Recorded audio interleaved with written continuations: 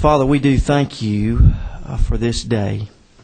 We didn't earn it, and you graciously have given it to us. Father, we ask for wisdom, God, that would guide us. Father, we pray for our newly elected leaders nationally. We pray for our new president, God, that he would have wisdom from you. Father, we pray for our soldiers abroad, for their protection and their safety. Father, I thank you for giving us your wonderful grace, your wonderful mercy, and I pray that you would help us as a committee to be diligent in the job that we do here today. We thank you again, Lord, for the gift of this day, and may we honor you in it. In Jesus' name, amen. Well, thank you so much for being here and on time. We'll try to get started with our committee meetings on time on a regular basis. And I want to ask each member, if you would, you can look inside your folder and be looking over. We've got to adopt some organizational rules before we begin.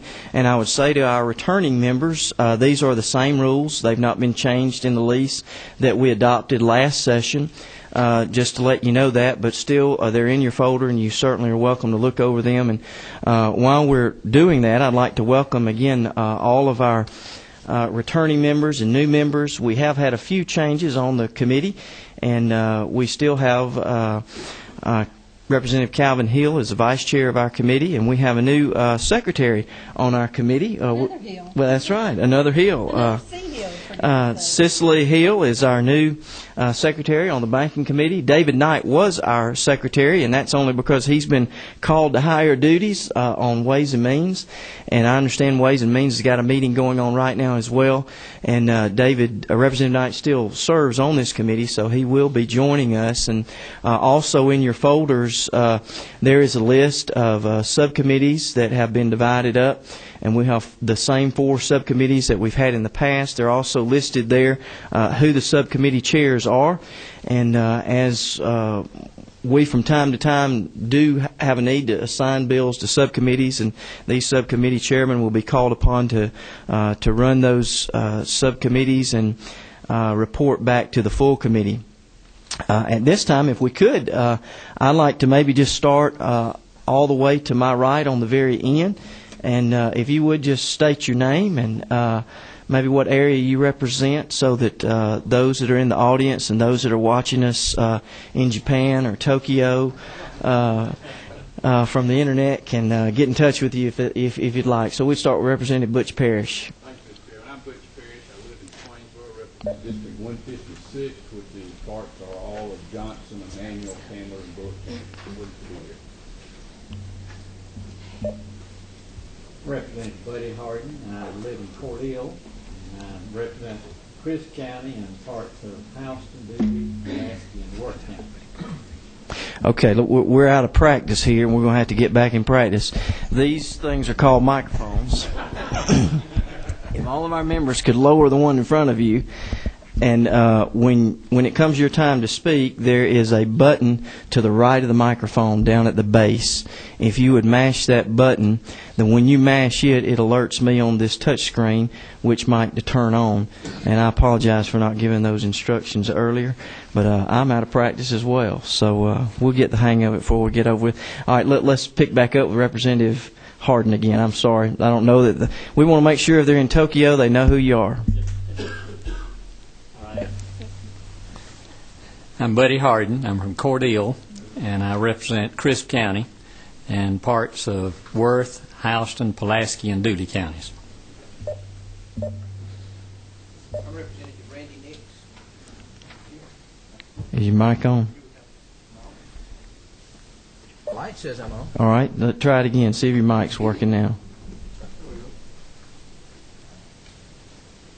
Let's just use the one. Go ahead. Yeah. Use the one next to you there. Yeah. I'm Randy Nix. I'm District 69, which is parts of Troop, Heard, and Carroll counties.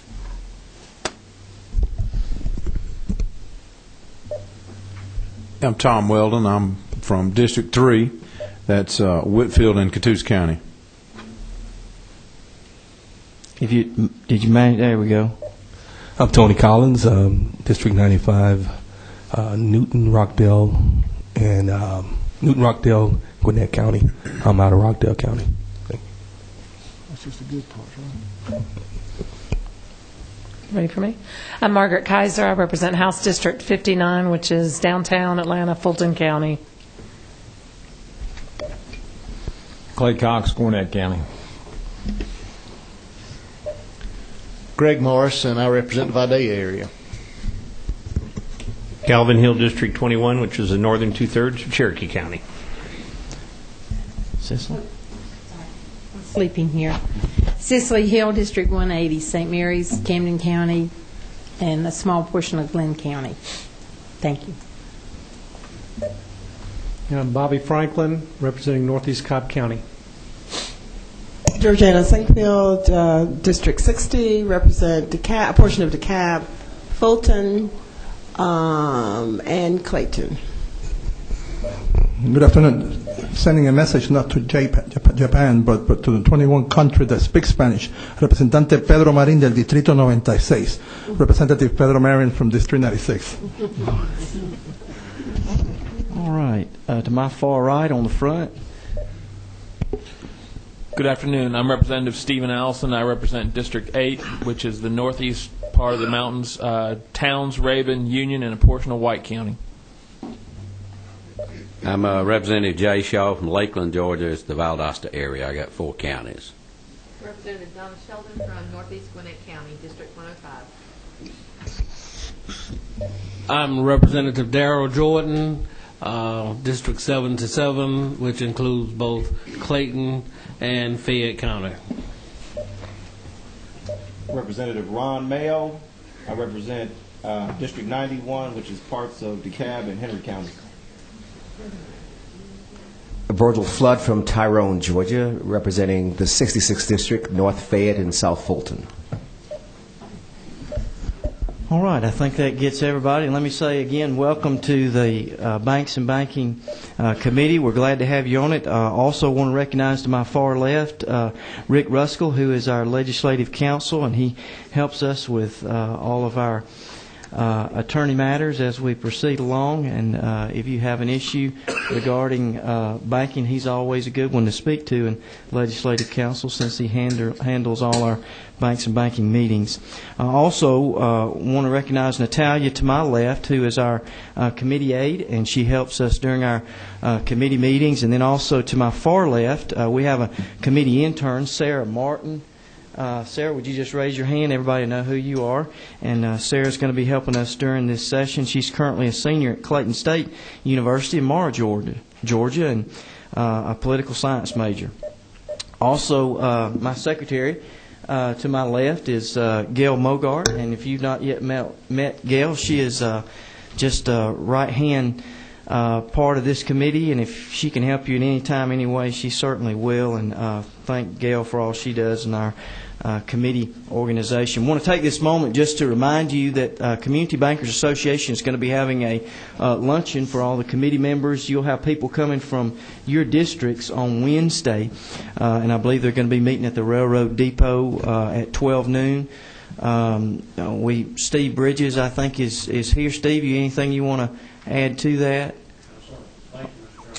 All right. Well, you certainly are all invited, and you'll have some folks there who will be able to show you what table to go to, where folks from your hometown are at.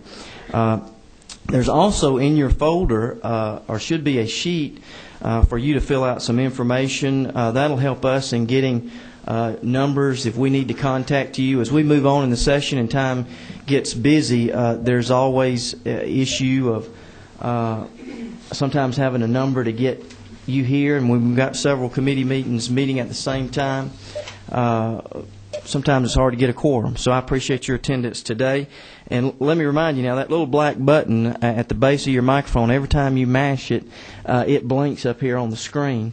So it'll help me. I won't have to keep touching the screen, turning it off. When you have a question as we move along, feel free to mash that button, and that'll let me know that you have a question, and we'll call upon you. At this time, if you can take your House Banks and Banking Committee rules that should be in your folder that are proposed, and hopefully you've had a chance just to look over those. Again, these have not changed. We've not changed one word or one sentence or one comma from the previous session. And certainly before we can begin to do business as a committee, we need to adopt these rules.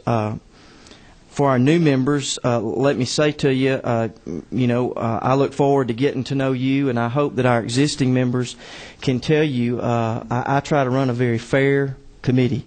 I won't roughshod things through a committee.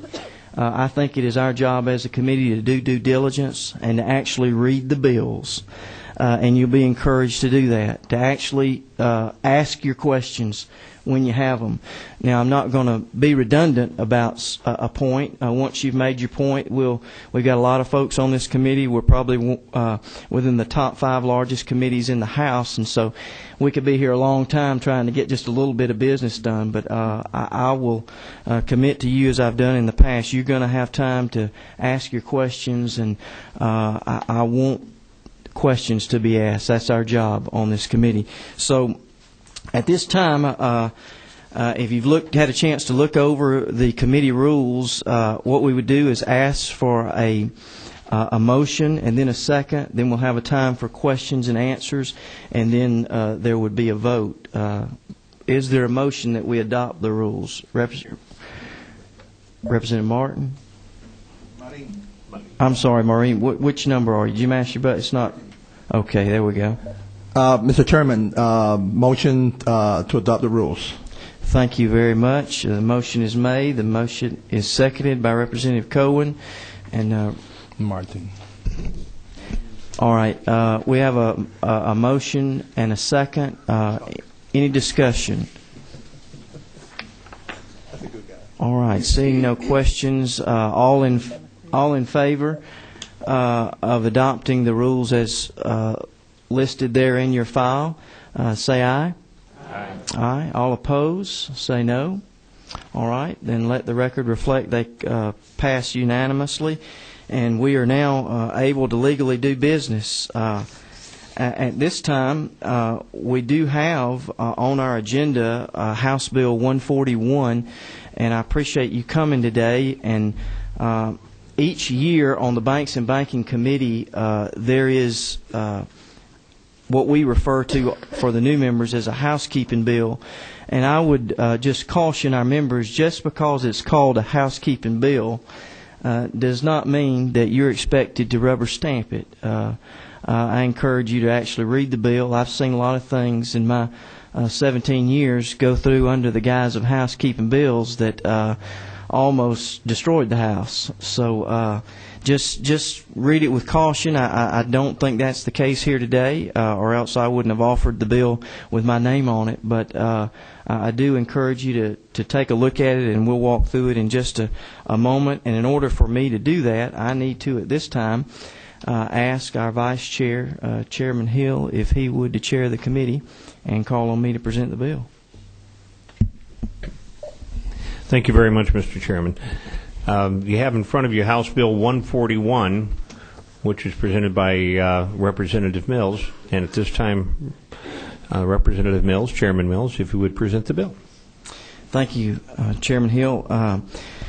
House Bill 141, again, is our annual housekeeping bill, and each year there are changes made in the federal law that changes have to be made in state law in order to bring parity among financial institutions, so that we don't have all of a sudden maybe a state charter bank wanting to become a national charter bank because they've got one leg up due to changes in federal laws.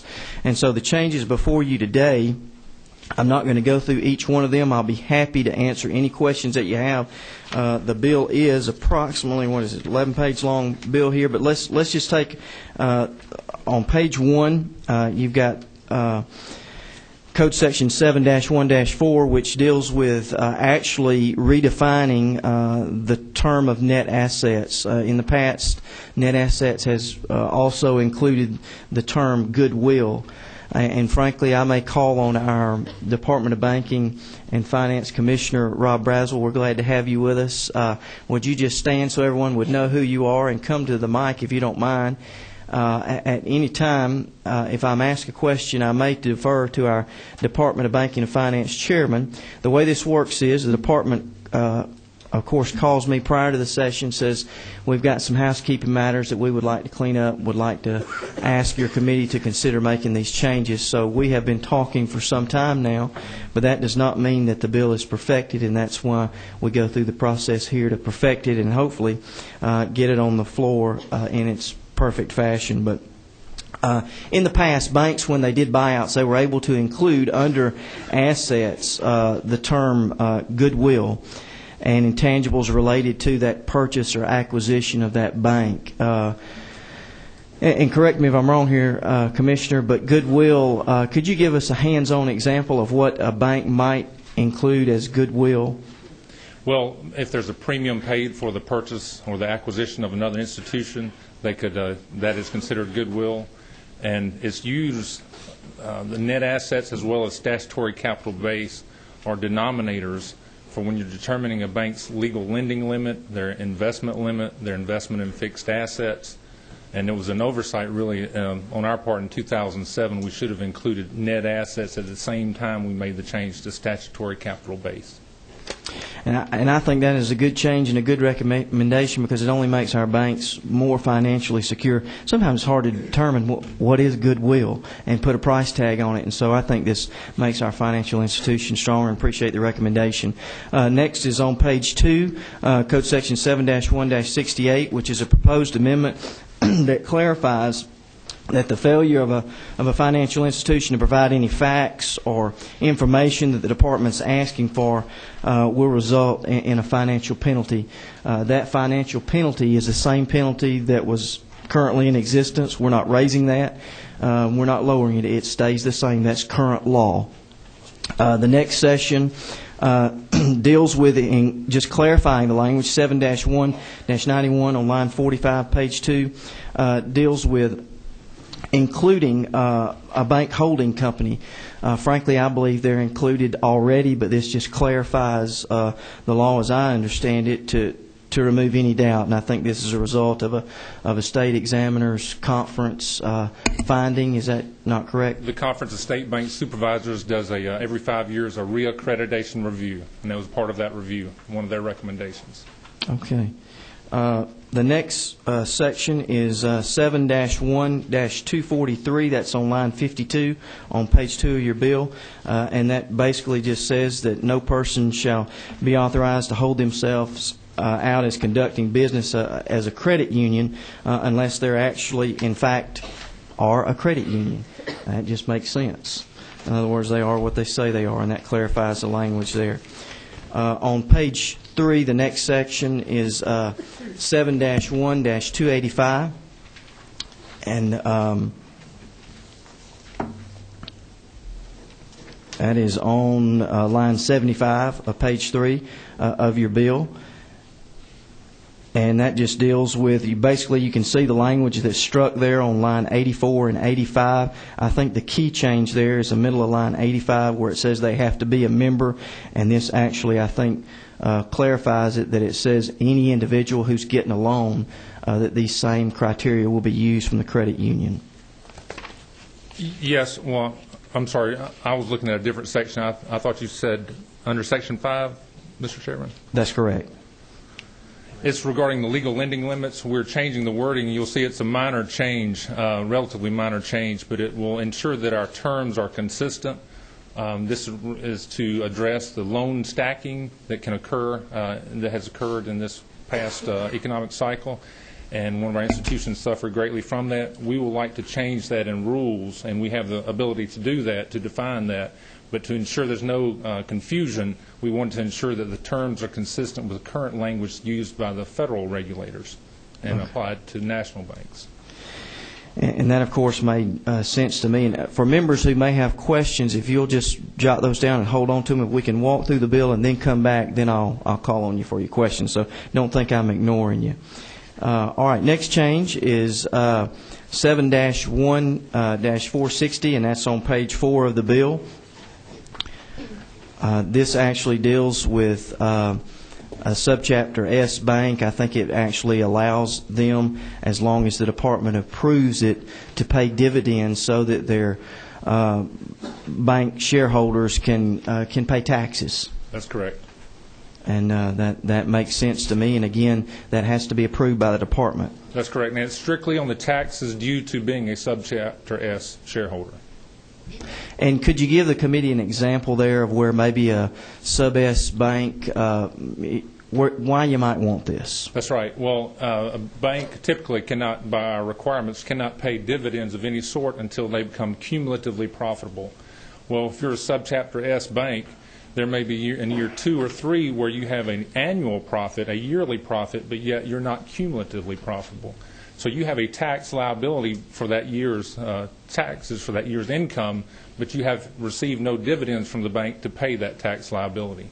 And so this is something that has been asked for by the industry. We have many banks that are subchapter S banks, and this is something we sought. They still seek our approval to ensure that the bank is in a safe and sound position to pay those dividends.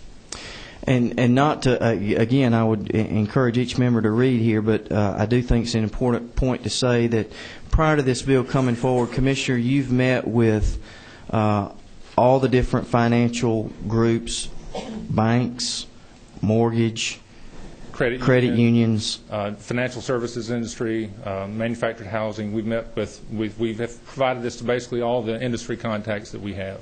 Wire transfer, check cash, and no opposition to this that we know of at this point, but we still need to continue to walk through the bill. And Code Section 7-1-615 is actually on line 110 of page 4, and this actually deals with bringing parity to state chartered credit unions. Right now, I think the national chartered credit unions can be sold for our $1 per share value. Our state's at $5, and they've asked that this be brought into parity with the national chartered credit unions. That's correct, and there's a federally chartered credit union that is interested in converting, but they're at $1 per share membership, and we require $5. And I understand it's an accounting nightmare as well as a logistical nightmare, as well as banks currently can do $1 share too. So it's to provide parity for state chartered credit unions. All right, and then our next change is 7-1-684.1, and this is the largest probably change portion in the bill, so please be sure and take it. That's at the bottom of page 4. And this actually deals with the sale of checks or money orders, and amendments have been made there that gives the department conductive investigative authority and to be able to collect confidential information. And if I could call on our commissioner at this time just to give us a quick summary there of what the department is looking to do with this change. Okay. This is to basically to enhance our authority to mirror the language. In fact, this language is taken directly from what we already have in the mortgage division, but to apply it both to the sale of check issuers as well as the check cashers. You'll see it in the further down as well. And it's to authorize the sharing of confidential information with other state regulatory and federal regulatory authorities and law enforcement agencies, allow specified non-confidential information to be made available to the public, such as we do with other industries that we regulate now, banks, credit unions, mortgage entities, prevent individuals who in good faith make complaints to the department and agency personnel that handle them from being subject to civil liability, kind of the whistleblower protection. If someone should tell us about an entity that's doing wrongdoing, they're protected from civil liability. Something you may notice in there that may draw attention is the power to issue subpoenas. That is something that we, again, already have on the mortgage side. We issue those probably 80 to 90 times per year in the mortgage division. We have that authority as well as on the banking side. If the bank does not comply, we can ask a federal judge to enforce, or I'm not sorry, not a federal judge, a judge to enforce that. It has rarely, if ever, had to be used on the banking side, but it is used very commonly on the mortgage side, and I think will be used very often as well on the check cashing and check seller side.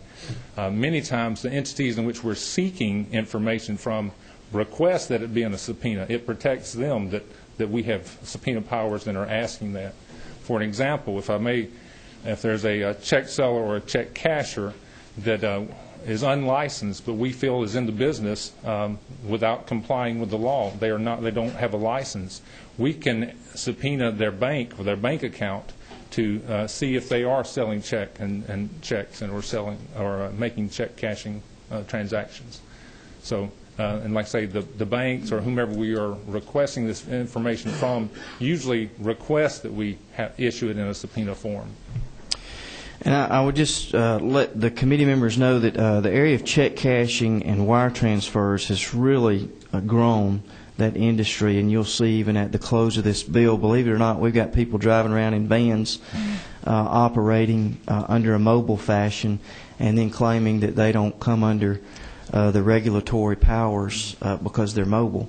So this bill also addresses that, I believe, toward the very end. But let's move on. 7-1-685, which is actually on page 6, line 192. I think this just, the department's asking to delete a provision. For some reason, the department's had a provision in here which allowed a 20-day extension beyond the deadline, which makes sense to me. I mean, when the deadline is there, the deadline's over with. Correct. And so the department, I think, is asking that just be eliminated. Correct. That's absolutely right. The next section is 7-1-686, and that's on page 7, 205, line 205. And again, this is just clarifying some language regarding when a license they can provide notice on or before statutory required dates. Anything you want to add to that, Commissioner? The way it reads now, it seems they have to give us notice on that exact date, and obviously that's not the intent. So we're just adding or before. So it just clears up language that if they want to send it before or after, no problem there. Makes sense to me. Code section 7-1-687, that's on page 8 of the bill. And I say it's on 8. I believe it's on page 7 still at the bottom. I'm sorry. And this just deals with making copies of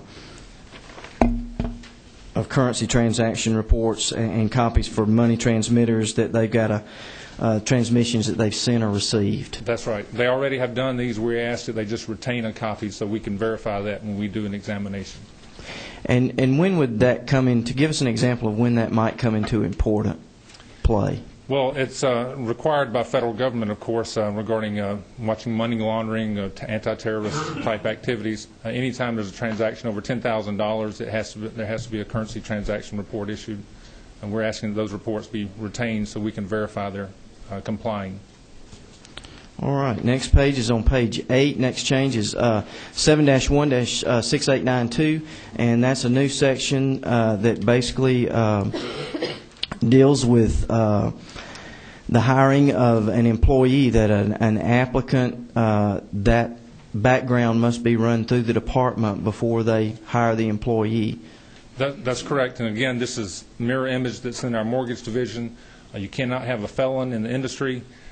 This requires that they check the department's website in which we have, or issue someone that we've issued a cease and desist order to keep them from out of the industry. This requires them to check our website to ensure there's not an outstanding cease and desist order against that individual before they hire them. And this closes a loophole for someone who may hire a bad employee and blame it on the employee when they're behind the. Right, or they can state, well, I didn't know. Well, here they're required to know. If they've checked our website, they will know. Which, again, I concur with the department's recommendation. I think that's a good change.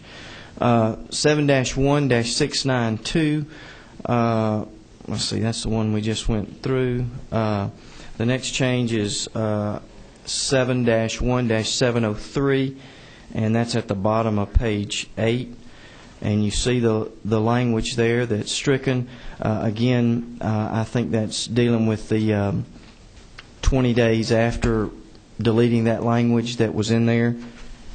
Commissioner, is it? That's correct. These next three are identical to the earlier three that we discussed. That's correct. Okay, and that would be 71-704 and 71-707. Correct. All right. And that brings us to the very end of the bill, which deals with -71-7073, which deals with these mobile check cashing facilities, that they would come under the same regulatory rules as everybody else. That's correct. All right, I'm just about out of breath here, Mr. Chairman, but that's the bill. Well, thank you. Thank you very much, Mr. Chairman. We have some questions on it. The first one, I believe, is Representative Shaw, number 11. There we go. Thank you, Mr. Chairman. Commissioner, we talk about credit unions, we talk about banks and check cash. What is the difference in regulation between the banks, the community banks in the state, or state chartered banks, and the credit union? Do they have the same examiners, or is there a difference in their exams?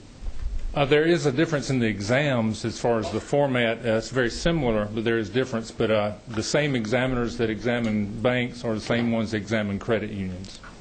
Okay. Years and years ago, there was a specialized division in the department, but that's been over 20 years or so.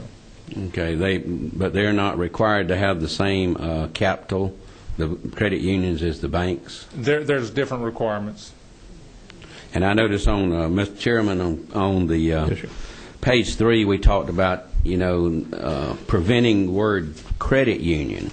Now, I've had people contact me at home, wants to prevent the credit union from calling themselves your local bank. Well, this provision that we're seeking for credit unions, we have that same provision already for banks. Someone cannot use the bank in their name unless they are a truly certified bank. But in my area, and I don't mind, I have nothing to hide, in Valdosta area, we got credit unions there advertising themselves as your local community bank. Is that legal? You'd have to provide, someone would have to provide that information to us so we could look into it. Thank you, Mr. Chairman. Thank you very much. Representative Weldon. On page 5, beginning at line 134, going down, we're talking about the subpoena powers of the agency. It says down on line 140, after the word evidence, there's a period, and it says such subpoena may be served by certified mail, statutory overnight delivery, return receipt requested to the addressee's business mailing address by examiners appointed by the department. I'm a lawyer, and I got served with a subpoena the other day to be in court, and they dropped it off at my office. I gave it to my secretary, and I didn't show up. The reason I didn't show up is because they didn't serve it to me properly. But then after that it said, or after on line 142 it says, or shall be directed for service to the sheriff of the county where such witness resides or is found. But if you guys are going to be issuing subpoenas, if you send them through the mail, there's a high probability it won't get there. Even if you send it through the sheriff, it may not have constitutional notice upon who you're sending it to. So why don't we just do it personally? And you're sending it to a business address. Do you think that's the best place to serve that? Well, most of the cases, like I say, we're dealing with other financial institutions or other business entities, and so it would be the business address that we would send it to. But don't you have to have a person to testify and answer to a subpoena? Many times when we do it, and Rod, you can help me, as far as on the mortgage side, they will determine who that individual is as far as what position they hold in the mortgage lender or the mortgage broker, whatever the case may be. Right. We're just wanting someone. We've got documents to show on the mortgage side. We've got documents to show that there's been fraud or wrongdoing, and we need someone from the lender to state that we would not have made that loan if we had known there was fraud or wrongdoing. And so it's usually up to them to provide what individual. And this is also going to apply to the check cashing folks too, right? That's right. We're asking for the same for the check cashing and check sellers. Do you know what the turnover is in the folks that do the check cashing, like their clerks and things like that? I do not. Okay. Nothing further. Thank you. Okay, thank you very much. Commissioner, at the same time on that, just for clarification, is this the same or similar language that you're currently using in the mortgage industry? Yes, sir. It's identical. Have you had any of those problems that the representative brought up? No, we haven't. I mean, if it's returns, if the mail or subpoena is returned to us, where they did not receive it, then we will seek further to try to find a good address and to resend it. Okay, but thank you. That has been the extent of the problem. Thank you for the Mr. clarification. Chairman, just one other issue. Yes, sir. Down in line 156, we've got a provision here that says failure to obey a subpoena may be punished by contempt of the court.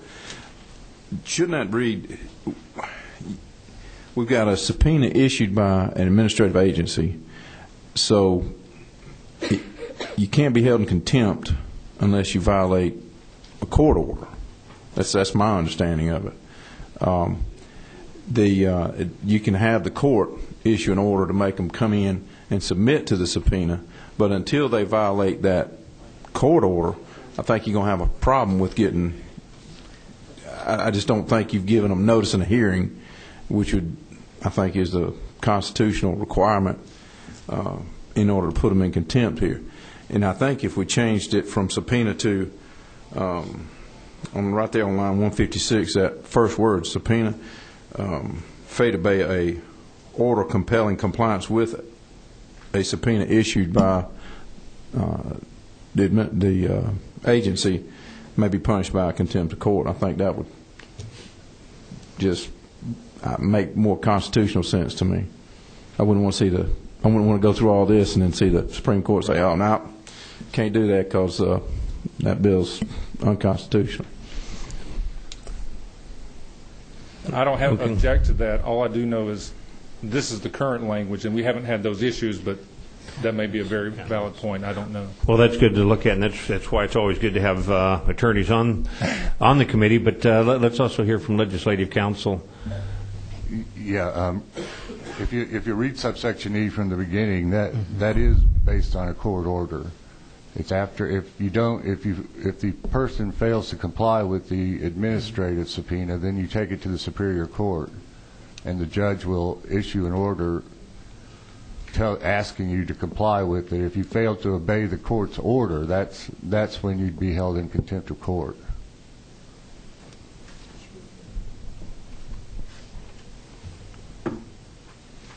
Next. Thanks, Jim. Representative. Okay, I see your point there. I guess that's part of my question is, wouldn't it just be better worded with an order compelling compliance? Legislative Counsel. Subsection E does require the court to issue an order for compliance. Only upon failure to obey that order would you be found in contempt by the court.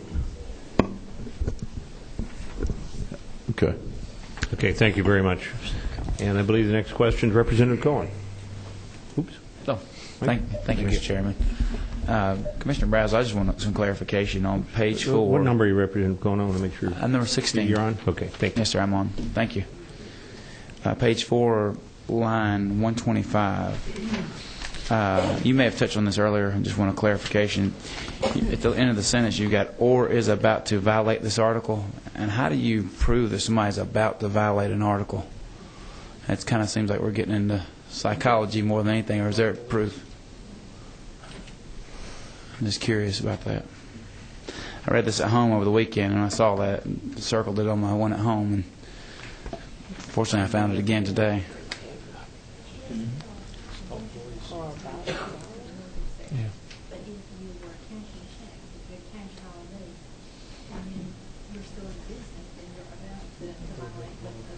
Right.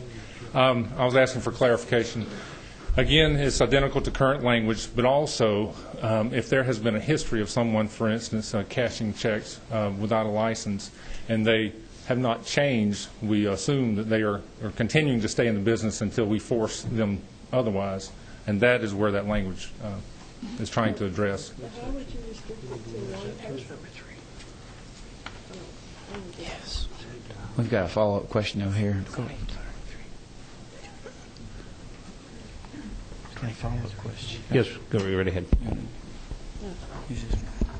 I'd like a little bit of clarification because now I'm definitely not clear on how this applies, because to me it seems like a general statement, so it is only applying to someone who has already broken the rule. Would you explain that again? I don't understand what your explanation was. Well, it's regarding an investigation, and if there's someone that we think has violated the rule, the current rules, operating outside the requirements, Representative Cohen asked, how would we know if they were about to? Well, if there's a history of them doing that and they have not done anything to change otherwise, that's where that language was. We assume they're going to continue in the business. And so it is written the way it is to try to address the likelihood that they will continue violating the law.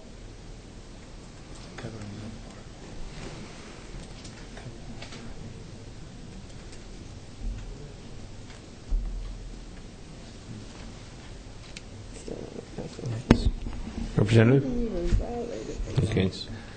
Okay, I believe the next one is Representative Cox. Who's left? So Representative Jordan. Did you have your light on, sir? Yes, I did. Thank you, Mr. Chairman. Mr. Commissioner, yesterday I read an article in the AJC about a lady about to lose her home. And the article stated many facts where the bank might have been a part of why she was losing as far as record keeping.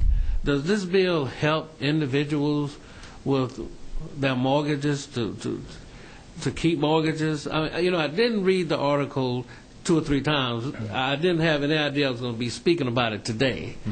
And it brought out some things that she might have done too, the problems.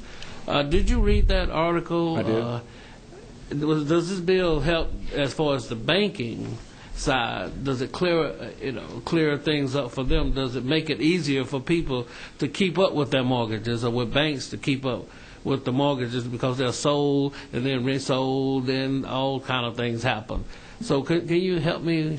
There was a language passed last year regarding as far as someone servicing a loan, and when it's sold, and there has to be information provided to an individual as far as who is the one that they should make payments to, and when it has been sold, that sort of thing, disclosures. There's nothing in here regarding the mortgage division. We didn't want to muddy the waters with anything regarding the mortgage division in this housekeeping bill. This is strictly addressing banks, credit unions, and the money service business side. I believe some of the problem in the article, there was also, I believe it originated maybe with a mortgage lender and has been sold several times, and it was unsure as to who had the original document. Exactly. Correct. So this doesn't address... This does not address that. And like I say, I believe that has already been addressed somewhat in last year's legislation. Thank you very much. And thank you very much, committee members. I see no additional questions. At this time, I'd like to return it to Chairman Mills for a wrap-up and any final comments. Thank you, Mr. Chairman. I do have a question from the Commissioner. I think Representative Cohen and Representative Sinkfield were asking about the language on page 4, line 125. And you're going to have to convince me a little bit better.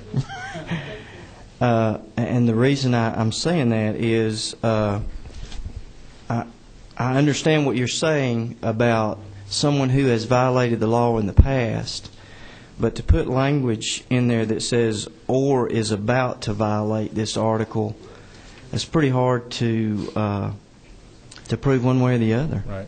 I don't disagree, Mr. Chairman. That was, like I say, language that we took from the mortgage division. But if the committee would like to strike is about to, I would not have any objection to that. I don't see that hurting this in any way. Do you, Commissioner? I do not. I'd like to call on Legislative Council if I could just for a moment. Thank you. I agree with the Commissioner. I don't think that would do much of anything to this. It wouldn't hurt it in any way. It certainly wouldn't weaken it in any way. So I think the change, if the committee desires it, would be fine.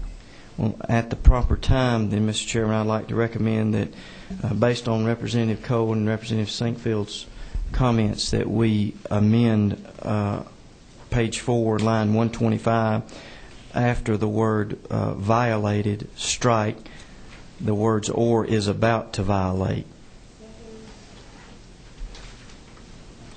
Okay, that is a motion. Is there a second? Second. Any question? Discussion? All in favor? Any opposed by the same sign? It passed unanimously. We will move that on as a substitute bill. Representative Franklin, you have an additional question? Yes, thank you, Chairman Hill. I think, in light of the Commissioner mentioning that this same language is in the mortgage division section, those same words need to be deleted from that code section as well. It's believed to do so, we'd have to bring that bill forward, or a bill separately, just to make that. I don't believe we can do that inside this bill, but that might be something you might want to look at and bring forward a bill to make that housekeeping change. Well, if this is housekeeping and we're dealing with numerous subject matters, why? I move that we amend LC 341996 by adding that language. Legislative Council, is this part of that same code section that deals specifically with the mortgages? It's in the same title as what the current thing is. I believe it would be permissible to find that code section and put it in here. I can hear from counsel from Department of Banking and Finance, but I believe it would fit within the framework for what we're doing here. So if the committee so desires, we could put that in this bill. Where would we put that, sir? Well, I don't know the code section number. It would be in the 7-1-1000 area, but I'm not sure where it would be. So it would fall at the end of the bill. Yeah, it would go at the end of this bill. Mr. Chairman, may I make a comment? Yes, if you would, Mr. Chairman. I believe the department has plans to bring forward a mortgage bill. Would that section be in that bill? It was not intended to be, just because it is dealing with a specific federally mandated item. Okay. And we had not included any other housekeeping type items in that bill. Okay. All right. The only thing I would caution the committee at this point, just so you'll be aware of, if we can't come to the proper terms and section today, then we have to delay action on this bill until we get, if the committee so deems that, and I don't have a problem with that. We can meet tomorrow and be ready to vote. I don't think we would need to go through the whole discussion again, but we could have an amendment prepared. It's important for me to know, and I say this as gently as I know how to say it, but I think it's pretty well known that we have had our share of struggles with that industry, and I want to make sure that that by doing this, we're not opening any loopholes for them. Rod, are you aware of any?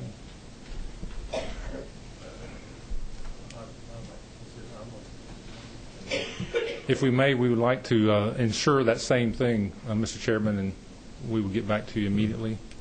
Well, if I could, then could I make a recommendation to the chair that we, if the committee members would plan to meet tomorrow, and we could take quick action on this bill with a report from the Department of Banking and Finance on this specific language that Representative Franklin has referred to, and then the committee could make a decision. Mr. Chairman, would you consider if we didn't consider that on this bill. We don't know the exact number at this point, and to vote on something that we don't know the exact number, while I think we all agree with the subject matter, I think I would like to see that, with your consideration, not part of this bill, so we can go ahead and move this without it, and then bring it either. Anybody on this committee could actually bring that similar bill and just drop it, that we could do that, or the department could. But I believe it might be cleaner to separate this bill, which is for banks and banking, from the mortgage industry, and continue on in regarding this bill as it is written, and then look at those additional changes at a separate time on a separate bill. Because with all due respect, Representative Franklin, I concur with you. I just think it would be cleaner to do on a separate bill, as we don't know the exact code section here today. And for cleanliness and perfection, I would prefer to have the exact code section, the exact wording at a time before we voted on anything, rather than just voting on a general concept. And that way as well, we could provide some information to you as whether that created a loophole that I'm not currently aware of. Okay, Representative Cohen, I think you had one first. Well, you've pretty much taken a different route. I was going to ask if it was possible if there were changes that we could make. If we went ahead with this bill today with the one amendment, we could deal with this in rules. But is that, if y'all want to wait, that's certainly No, it would be best, just separate, one for the mortgage, one for the banking, and when we have that. But Representative Franklin, you had another comment? Yes, Chairman Hill. With the effective date over on line 361 on page 11, not being till July 1 of 2009, I'm not really certain what the rush is to adopt this bill today, when Chairman Mills has indicated that it would be, we could get the language perfected. This is a housekeeping bill, and I don't see what the rush is. If during the discussion and debate on this bill we find some more cleaning that needs to be done, why that could not be done in this housekeeping bill, what's the rush? That's true. This chair's consideration is this is a bill on banks and banking, and not on the mortgage industry. And it is this chair's opinion that it would be cleaner to go that way. But I will refer to the author of the bill also, because it is his bill. That's just his chair's opinion. But we do have one more question from Representative Weldon. This bill, if I could address this to Mr. Chairman, this bill is this addresses banks and banks in general, and what we're focused on is more checks, check writing, and check cashing. This is not included in the. I mean, there's just a lot of things to consider when it comes to closing a mortgage loan in the retail industry. And I've had some experience with that, and there's some issues there that I believe would warrant consideration before we move forward with a modification of that bill, because there are issues out there that I think would come to the surface pretty quickly. Okay, I'll defer to the author of the bill. Thank you, Mr. Chairman. I think Representative Weldon is exactly correct, and I think if we open up that section on the mortgage, we're going to be here talking for quite a while, because there are a lot of different opinions on that. And given where we are at this stage in the game, I would hope the committee would, although I'm in no hurry, there's no fire here, but certainly I think that once you open up that other code section, you've got a lot of things to be discussed on this committee which were not intended by this housekeeping bill. And so I would hope the committee would just go ahead and move forward from it. And out of respect for legislative counsel, I see you have a question that you'd like to make. I'd like to hear that. This is just a further question. There's another change that needs to be made to this bill. If everybody could look at page 2, line 45. It's a mistake I made. That 7-1-91 needs to be deleted on line 45. And if we're going to go ahead and make that first amendment, I would like to have the committee vote on doing that one also. Mr. Chairman, I'd like to make that in the form of a motion then on line 2. page 2, line 45, that we strike 7-1-91 as an amendment. No, just numbers. Yes, just the numbers. That's what I said, 7-1-91. And the period. Correct. Would that be correct? That's correct. Thank you. That's a form of a motion. Is there a second? Second. All in favor, say aye. Aye. Those opposed by like sign? Thank you very much. Are there any additional questions? Representative Hickville, number 15. Mr. Chairman, I thought we had a motion on the floor and a second. I didn't know that we voted on House Bill 144, 141. You're Was there a correct, ma'am. substitute We have motion? not. We're still in the question and discussion. Oh, okay. And are there additional questions or discussion on the bill? With that, we're now to the point where we can take a vote on it. All in favor of passing House Bill 141 as amended? As substitute, as you want to do as amended or as a substitute? As amended. As amended. Please say aye. Aye. Those opposed by like sign? No. It passes with one dissenting vote. I thank you very much, and I'll return the meeting to Chairman Mills. Thank you, Chairman Hill, and thank all the members for helping me work through this bill. As you can see, I think we've taken a bill and we've made it better, and I appreciate that. And again, Representative Franklin, I think you bring up a very valid point on that section. Unless the department can convince us otherwise, or about to, is kind of strange language. But thank you so much, and we are adjourned at this time.